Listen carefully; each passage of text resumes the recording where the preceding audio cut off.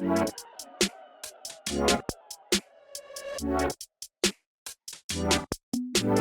back at the NFT Fest with Ivan. Ivan, what has been the biggest takeaway from the event so far? Oh, well, first of all, thanks for having me, guys. Pleasure.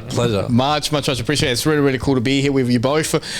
Biggest takeaway that I've had so far from the event is just how much belief is in the building side of blockchain at the moment, right?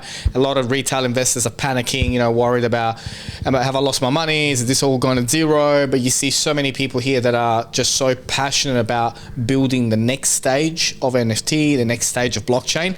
And that gives you, that pumps you up. You talk to a lot of retail investors. I do. A lot. What is the most misunderstood thing about crypto right now? So the biggest mistake that retail investors make is they look at crypto just based on price. So they're just always looking at the price of the project. So I'll post on TikTok or YouTube about a particular project, and the first thing that they'll say is, well, but the price hasn't moved. And it's like, no, you can't. If you're building a house, you're building the foundations of a home first. You got to put the concrete on the ground first. Then you start to build the house. And people are looking at it like, well, how come the price hasn't moved? Well, because it's not finished. And so but I find that from retail investors is frustrating to watch. What's the most common question you get asked in crypto from the beginners? So from a beginner's perspective, it's really interesting. Like they ask really weird questions. So sometimes they'll ask me, how much do you have in it? Yeah. So they're looking to know how much skin in the game I have in it first, which is for me personally is an irrelevant question. So I don't talk about what's in my portfolio. I don't share my portfolio, not because I don't want to, but because I feel that it's unnecessary.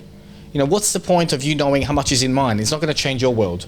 So I feel that a lot of people, unfortunately, we do live in a world where it's very Kardashian, right? Or what do you drive? What do you wear? Where do you eat? And so people are like, well, if only I knew how much you had in your portfolio, I would see you as a credible source. And so, yeah. What do you think is really going to shift the culture for NFTs to make it become mainstream? I think from the conversations that I've had with top builders in Melbourne is getting rid of that word NFT. So moving to just, this is the solution that we're providing out there into the market. Is there anything that you've come to a solution of? Is it digital assets? Is it blockchain? Collectibles, digital collectibles? What are the cool kids using nowadays? I think, I think real world utility stuff, I think that's where it's going to be at. And, but again, it comes back to, this is the particular problem that we're solving. This just happens to be the technology that we're using to solve this problem. And when you attach NFT, people still think JPEGs. Yeah. That's the problem. And what are your favorite NFT projects right now? Why? I'll be honest, I'm not following too many projects at the moment. I'm here to find projects to follow. That was one of the main reasons for coming down, is for myself to be more educated, because I know that it is the future and we are moving more and more towards NFTs being used for real world utility. But I need to upskill myself. So that's why I'm here. What's some of your favorite examples of projects that have given you real world utility to their holders? Well, I think, from a branding perspective, I think, like the Bored Ape Club, did a great job, like at introducing the world to, high-end NFT in the NFT space. I think they've done a good job, but there are many projects out there that have marketed themselves and branded themselves real well. And I think that's important. I think it's, what do we hear and what do we stand for? And that's really cool. When you see that happen, it's exciting. What is your biggest ick when it comes to the Web3 space?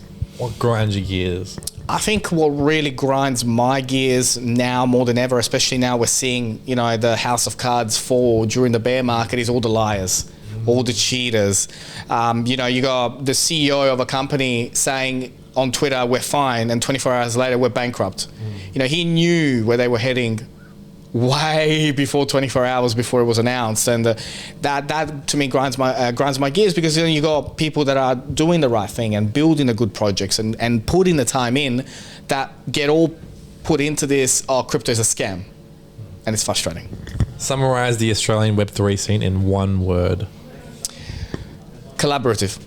Beautiful. Nft Melb, Connect, create, collaborate. Boom.